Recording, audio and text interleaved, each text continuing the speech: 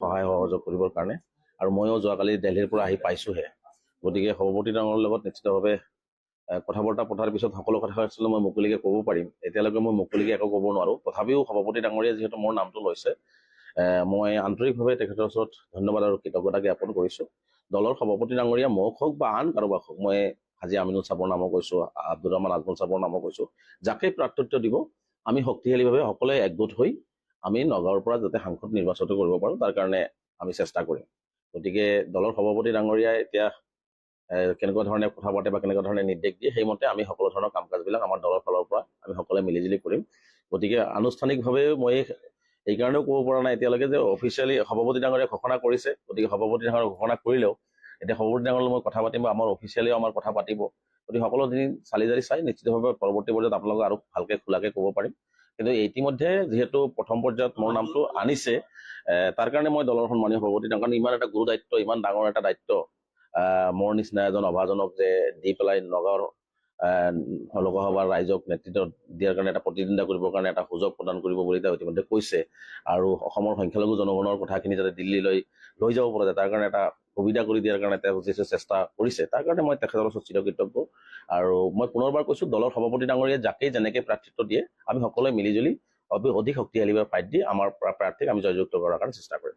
কালি প্ৰাক্তন বিধায়ক আমিনুল ইছলামে সমাধান এখন কৈ আছে যে আজমলক নিজে বিচাৰি আছে, তেওঁলোকে নিজে কিনিব লাগিব।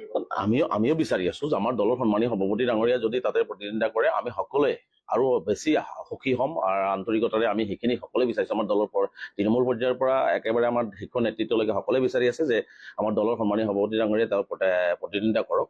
তেখেতে প্ৰতিদ্বন্দ্বিতা কৰিলে ধৰক আমাৰতো আৰু ভালহে, মানে আমি আৰু মুকলিকে আৰু শক্তিশালীভাৱে যুঁজ দিব পাৰিম। গতিকে মই আশা কৰিম, ময়ো তেখেতক আহ্বান জনাইছো, মোৰ ফালৰ পৰা আহ্বান জনাইছো, যদি সভাপতিৰ আমাৰ সন্মানীয় সভাপতি মৌলানা বদৰুদ্দিন আজমল চাহাবে যদি লোকসভাৰ বাই ইলেকশ্যনত তেওঁ প্ৰতিদ্বন্দ্বিতা কৰে, আমি পূৰ্ণ সহযোগ যি ধৰণে কৰিব লাগে, শাৰীৰিক মানসিক সকলো ধৰণৰ সহযোগ কৰি আমি তেখেতক দিল্লীলৈ পঠিয়াবৰ কাৰণে আমি চেষ্টা কৰিম। গতিকে তেওঁ সম্পূৰ্ণ সভাপতি ডাঙৰীয়াৰ এখতিয়াৰৰ বিষয়। গতিকে সভাপতি ডাঙৰীয়াই যি সিদ্ধান্ত ল'ব আমি সকলোৱে মিলিজুলি দলে মানি ল'ম।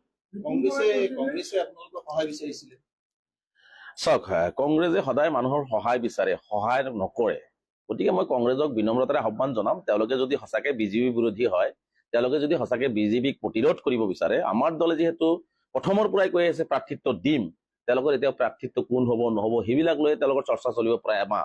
গতিকে আমি যিহেতু পূৰ্বৰ পৰাই কৈ আহিছো, কংগ্ৰেছে এইবাৰ নিয়াৰ পৰিৱৰ্তে দিয়াৰ মানসিকতাটো প্ৰস্তুত কৰক। যদি তেওঁলোকে সঁচাকে বিজেপিক বেয়া পায়, বিজেপিক প্ৰতিৰোধ কৰিব বিচাৰে, বিজেপিৰ লগত যদি তেওঁলোকৰ সমাপিতিকৰণ নাই, তেওঁলোকৰ মানুহ যদি বিজেপিত যে গৈ আছে, তেওঁলোকৰ মানুহ যে বিজেপিত নাযাব, এইটো কথা অসমৰ ৰাইজক প্ৰতিপন্ন কৰিবৰ কাৰণে এইবাৰ তেওঁলোকে এটা সুযোগ পাইছে, সুবৰ্ণ সুযোগ। ইউডিএফক তেওঁলোকে পূৰ্ণ সমৰ্থন আগবঢ়াওক। আমাৰ যি প্ৰাৰ্থী থাকিব, আমাৰ দলৰ সভাপতি যাকে প্ৰাৰ্থী দিব, সেই প্ৰাৰ্থীক তেওঁলোকে সমৰ্থন জনাওক। নিশ্চিতভাৱে সেই প্ৰাৰ্থীক আমি বিজেপি বিৰোধী হিচাপে আমি পাৰ্লিয়ামেণ্টত পঠাব পাৰিম। গতিকে এইবাৰ দিয়াৰ প্ৰৱণতাটো কংগ্ৰেছে লোৱাৰ কাৰণে আহ্বান জনাইছো। আৰু বিজেপিৰ টেগটো যিটো তেওঁলোকৰ লাগি আছে, প্ৰদ্যুৎ বৰদলৈ গ'ল, ভূপেন বৰা গ'ল, আজি 5জনকে বিধায়ক তেওঁলোকৰ মুখ্যমন্ত্ৰীৰ লগত সনাপিটিকা আছে বুলি মুকলিকে কোৱাৰ পিছত তেওঁলোকে প্ৰতিবাদ কৰিব নোৱাৰে। ৰাজ্যসভাত 5জনকে মানুহ ভোট দিছে, তাৰ একশ্যন ল'ব নোৱাৰে। গতিকে এই কথা বৰ্তাবিলাক অসমৰ ৰাইজে বুজি উঠিছে। গতিকে তেওঁলোকে যে বিজেপি বিৰোধী স্থিতিত নাই, তেওঁলোকে যে বিজেপিৰ লগত সনাপিটিকা কৰি আছে, আৰু যদি বিজেপি বিৰোধী স্থিতিত আছে, তেনেহলে এইবাৰ তেওঁলোকে মানুহৰ পৰা লোৱাৰ পৰিৱৰ্তে বেলেগক দিয়াৰ প্ৰৱণতাটো ষ্টাৰ্ট কৰি তেওঁলোকে ইউডিএফক সমৰ্থন কৰে।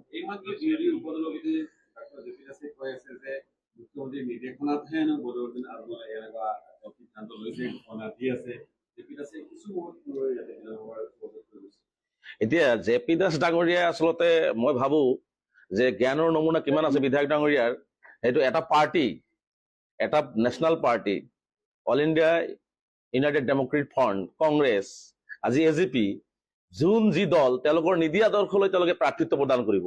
এইটো কাৰোবাৰ চতুলিবত প্ৰাৰ্থিত্ব প্ৰদান কৰিব নেকি? নিজৰ দলৰ প্ৰাৰ্থী প্ৰদান নকৰি তেওঁলোকক বাৰে বাৰে তেওঁলোকে প্ৰাৰ্থী প্ৰদান নকৰক না। তেওঁলোকে বেলেগক কোৱাৰ আগতে আদৰ্শ দেখুৱাওক না। উপদেশতকৈ আৰ্হি ভাল, এই কথাখিনি জে পি দাসে বুজা উচিত যে বেলেগক এই কথাটো কোৱাৰ আগতে তেওঁলোকে এইবাৰ আদৰ্শ হওক না, যে আমি এইবাৰ নগাঁৱত প্ৰাৰ্থিত্ব নিদিওঁ। ইউডিএফে আগতীয়াকৈ ঘোষণা কৰিছে, ইউডিএফে আগতীয়াকৈ কৈছে ইউডিএফে খেলিব। সেই আদৰ্শ দেখুৱাওকচোন এবাৰ। দল মৰি শেষ হৈ গুচি গৈ আছে, 126 জনৰ পৰা 19 জনলৈকে আহিছে, তাৰ পিছতো টিঙৰ পৰা ননমা পৰিৱেশটো তেওঁলোকৰ আছেই। তেওঁলোকে টিঙৰ পৰা অকণমান নামক, বাস্তৱত আহক। গতিকে বাস্তৱত আহি তেওঁলোকে এইবাৰ সমৰ্থনটো কৰকচোন। এতিয়া আমাৰ দলৰ সন্মানীয় সভাপতি ডাঙৰীয়া দল এটা তেওঁলোকে দল কৰিছে, দলে প্ৰাৰ্থিত্ব দিব নিদিব দলৰ সম্পূৰ্ণ এখতিয়াৰৰ বিষয়। এইটো কাৰোবাৰ কথা কাৰোবাৰ ইহঁত চলে নেকি? কংগ্ৰেছে কাৰোবাৰ কথা পাতে তেওঁলোকে প্ৰাৰ্থিত্ব দিব নিদিব কৰিব নেকি? তেনে কংগ্ৰেছে এইটো কৰক। যে এইবাৰ প্ৰাৰ্থিত্ব আমি নিদিওঁ, সিদ্ধান্ত লওক। কংগ্ৰেছক মই মুকলিভাৱে আহ্বান জনাইছো, জে পি দাসক আহ্বান জনাইছো যে আপোনালোকে এইবাৰ কওক যে আমি এইবাৰ বিজেপি বিৰোধী স্থিতিত আছো, বিজেপি আমাৰ মানুহ বিজেপিত নাযায়, ৰাইজক কথা দিলো, গতিকে আমি ইউডিএফক সমৰ্থন কৰিম, আমি প্ৰাৰ্থিত্ব নিদিওঁ। এই সাহসটো তেওঁলোকৰ নাই কিয়? বেলেগৰ সহায় লাগে, বেলেগক সমালোচনা কৰে, নিজক এবাৰ গাটো চিকুটাই চাওক না কংগ্ৰেছে। গতিকে সেইকাৰণে আমি কৈছো যে উপদেশতকে আৰ্হি ভাল জে পি দাস ডাঙৰীয়া, এইবাৰ আপোনালোকে বেলেগক এইবিলাক কথা কোৱাৰ পৰিৱৰ্তে পৰাজয়ৰ ভোটে খেদি ফুৰিছে আপোনালোকক। ৰাইজে আপোনালোকক আৰু গৌৰৱ গগৈ মুখ্যমন্ত্ৰীৰ কাৰণে ভোট নিদিয়ে, ৰাহুল গান্ধী প্ৰাইম মিনিষ্টাৰ হ'বৰ কাৰণে ভোট নিদিয়ে, আৰু কংগ্ৰেছে যে 70 বছৰে সংখ্যালঘু ৰাইজক প্ৰতাৰণা কৰিছে এইটো এতিয়া অসমৰ প্ৰতিজন মানুহে গম পাইছে। গতিকে এইবাৰ সংখ্যালঘু ৰাইজৰ ন্যায় নিৰাপত্তাৰ অধিকাৰৰ স্বাৰ্থত দিল্লীত কথা ক'বৰ কাৰণে ইউডিএফৰ প্ৰাৰ্থীক নিশ্চিতভাৱে মই আশাবাদী নগাঁও লোকসভাবাসী ৰাইজে ভোটদান কৰিব, আৰু এই ভয়তে তেওঁলোকে এইবাৰ কথা কৈ আছে। গতিকে সময় থাকোতে তেওঁলোকৰ শুভবুদ্ধিৰ উদয় হওক, তেওঁলোকে ইউডিএফক মুকলিকে সমৰ্থন দিয়ক। চাওক, মন্ত্ৰী জয়ন্ত মল্ল বৰুৱা ডাঙৰীয়া এজন মন্ত্ৰী, এজন বিধায়ক, আমি আশা কৰা নাছিলো যে তেওঁৰ জ্ঞানৰ নমুনাটো কিমান নিম্ন স্তৰৰ।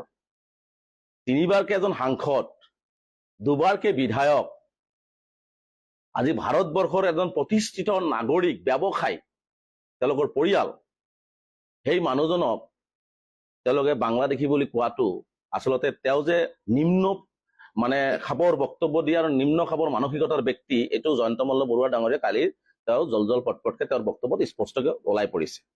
কাৰণ তেওঁ নিৰ্বাচন খেলিছে, নিৰ্বাচন আয়োগ নাই নেকি, দেশৰ আইন ব্যৱস্থা নাই নেকি, কোনোবা বিদেশীয়ে নিৰ্বাচন খেলে বুলি জয়ন্ত মল্ল বৰুৱাই কেনেকৈ গম পালে? তাৰমানে জ্ঞানৰ নমুনাটো চাওক, কোনো বিদেশীয়ে যে নিৰ্বাচন খেলিব নোৱাৰে সেইখিনি কথাও যদি এজন মন্ত্ৰীয়ে নাজানে, তেওঁ কেনেকে ফাইনেন্স মিনিষ্টাৰ চলাই আছে মই নাজানো। গতিকে জয়ন্ত মল্ল বৰুৱা ডাঙৰীয়াক এনেকুৱা ধৰণৰ টুলুঙা আৰু এনেকুৱা ধৰণৰ এজন স্বাভিমানী ভাৰতীয় নাগৰিকক মৌলানা বদৰুদ্দিন আজমলক এনেকুৱা ধৰণৰ টুলুঙা মন্তব্য নকৰিবৰ কাৰণে মই স্পষ্টভাৱে সকীয়াই দিছো।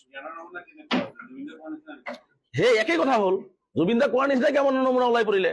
কাৰণ চাওক, এজন 3বাৰ সাংসদ, 2বাৰ বিধায়ক, তেওঁলোকে ৱৰ্ল্ডত প্ৰতিষ্ঠিত এজন ব্যৱসায়ী, ভাৰতবৰ্ষৰ প্ৰতিষ্ঠিত নাগৰিক মৌলানা বদৰুদ্দিন আজমল তেওঁৰ পৰিয়াল, আৰু তেওঁক এই ধৰণৰ কথা কোৱাটো আচলতে হাস্যকৰৰ বাদে একো নহয়। আৰু জ্ঞানৰ নমুনাটো যে একেবাৰে তল খাবৰ, এইটো কালি জয়ন্ত মল্ল বৰুৱা ডাঙৰীয়াই প্ৰমাণ কৰি দিছে। গতিকে তেনেকুৱা বক্তব্যৰ পৰা এজন ভাৰতীয় নাগৰিকক তেনেকুৱা বক্তব্য দিয়াৰ পৰা বিৰত ৰাখিবৰ কাৰণে আমি স্পষ্টভাৱে সকীয়াই দিছো।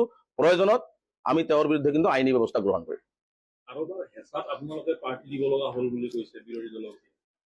চাওক, ইউডিএফ দল স্বতন্ত্ৰ, ইউডিএফ দলৰ সভাপতি মৌলানা বদৰুদ্দিন আজমল ডাঙৰীয়াটো। গতিকে মৌলানা বদৰুদ্দিন আজমল ডাঙৰীয়া দলৰ হিতৰ কাৰণে নগাঁও বাই ইলেকশ্যনটোত এজন বিজেপি বিৰোধী সাংসদ নিৰ্বাচিত কৰাৰ কাৰণে তেওঁ সিদ্ধান্ত গ্ৰহণ কৰিছে। আৰু মৌলানা বদৰুদ্দিন আজমল ডাঙৰীয়া কংগ্ৰেছৰ নিচিনা নহয় যে কাৰোবাৰ হেঁচাত পৰি ৰাজ্যসভাত ভোট দি দিব, কাৰোবাৰ হেঁচাত পৰি বিজেপিত যোগদান কৰিব। প্ৰদ্যুৎ বৰদলৈ ক'ৰ? এই বিৰোধী দলৰ দলপতি ডাঙৰীয়া এবাৰ উত্তৰ দিয়কচোন, প্ৰদ্যুৎ বৰদলৈ কিয় গ'ল? ভূপেন বৰা কিয় গ'ল? আৰু 2-4জন যাব। বিৰোধী দলৰ দলপতি ডাঙৰীয়াৰ 5জনকে বিধায়ক সমাপিটিকা কৰি আছে, তাৰ এটা ইনকুৱাৰী কৰকচোন। বেলেগলৈ আঙুলি তোৱাৰ আগত নিজৰ গাটোত এবাৰ চিকিউৰিটি চাওক না। গতিকে এইবিলাক হৈছে তেওঁলোকৰ ভয় আৰু শংকা। কাৰণ কংগ্ৰেছ যে আৰু যুগ যুগান্তৰলৈকে অসমৰ ৰাইজে গ্ৰহণ নকৰে, এই কথাটো কংগ্ৰেছৰ মানুহে বুজি পাইছে এতিয়া। গতিকে এতিয়া তেওঁলোকে ইউডিএফক হেঁচা দি পেলাই তেওঁলোকে বাচিবৰ কাৰণে চেষ্টা কৰে।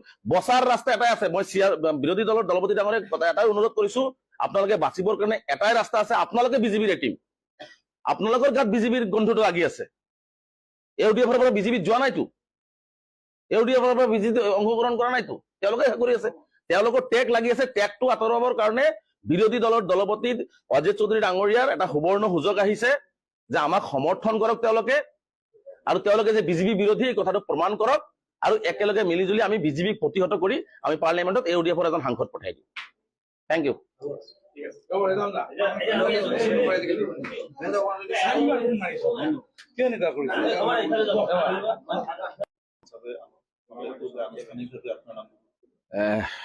চাওক, প্ৰথম কথা হৈছে যে আমাৰ দলে পূৰ্বতে সিদ্ধান্ত